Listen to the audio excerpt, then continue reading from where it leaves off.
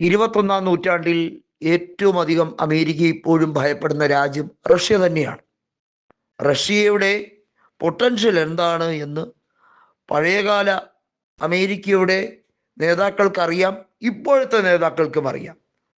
Russia അതിജീവിച്ച പോരാട്ടങ്ങൾ, ആ രാജ്യത്തിന് സംഭവിച്ച പരിണാമങ്ങൾ, ആ രാജ്യത്തിൽ നിന്നും പ്രധാന ഭാഗങ്ങൾ പലതും അറ്റുപോയപ്പോൾ അമേരിക്ക വിചാരിച്ചത് എക്കാലത്തും അവരുടെ പ്രധാന വെല്ലുവിളിയായിരുന്ന സോവിയറ്റ് യൂണിയൻ തകിടം മറിഞ്ഞ് ചിഹ്ന ഭിന്നമായി പോയി.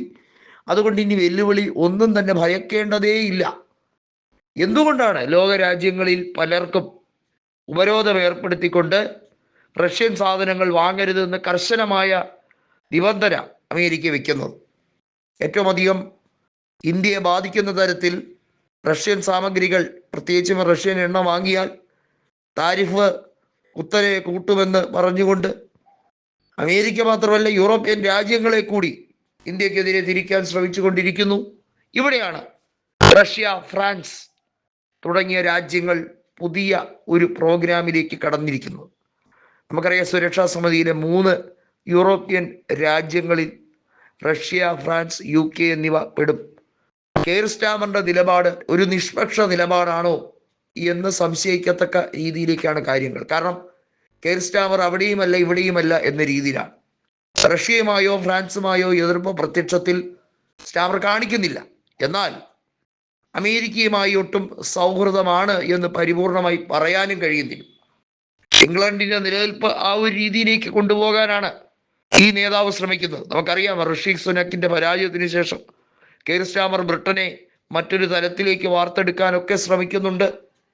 അതിൻ്റെയൊക്കെ ഭാഗമായുള്ള ഡിപ്ലോമസി അദ്ദേഹത്തിൻ്റെ ഭാഗത്തു നിന്നും ഉണ്ടാകുന്നുണ്ട്. എങ്കിൽ പോലും റഷ്യയും ഫ്രാൻസും എടുക്കുന്ന ധീരോദാത്തമായ നിലപാടുകളാണ് യൂറോപ്യൻ രാജ്യങ്ങളിൽ യൂറോപ്യൻ യൂണിയനെ തന്നെ ഏറ്റവും അധികം സ്വാധീനിക്കാൻ പോകുന്നത് എന്നുള്ളത് നമുക്ക് മനസ്സിലാക്കാൻ കഴിയും.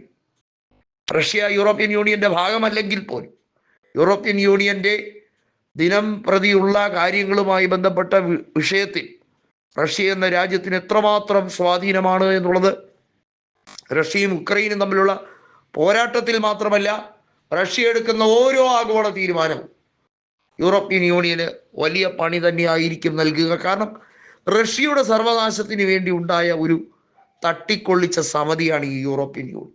സോവിയറ്റ് യൂണിയന്റെ തകർച്ചയ്ക്ക് ശേഷം ആ യൂറോപ്യൻ യൂണിയനെ കെട്ടുകെട്ടിക്കാൻ വ്ളാഡിമിർ പുടിനും ഇമ്മാനുവൽ മാക്രോണും പുതിയ അടവുമായി എത്തുകയാണ്.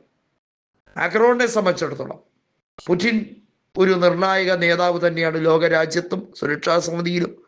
UN കാര്യത്തിൽ മാത്രമല്ല, ഫ്രാൻസ് പുതിയ ഡീൽ ഇറാനുമായും റഷ്യയുമായും നടത്താൻ ശ്രമിച്ചുകൊണ്ട് പുതിയ ഒരു ശക്തിയായി ഈ ത്രികക്ഷി സംഗമം മാറും എന്നുള്ളത് വളരെ വ്യക്തം.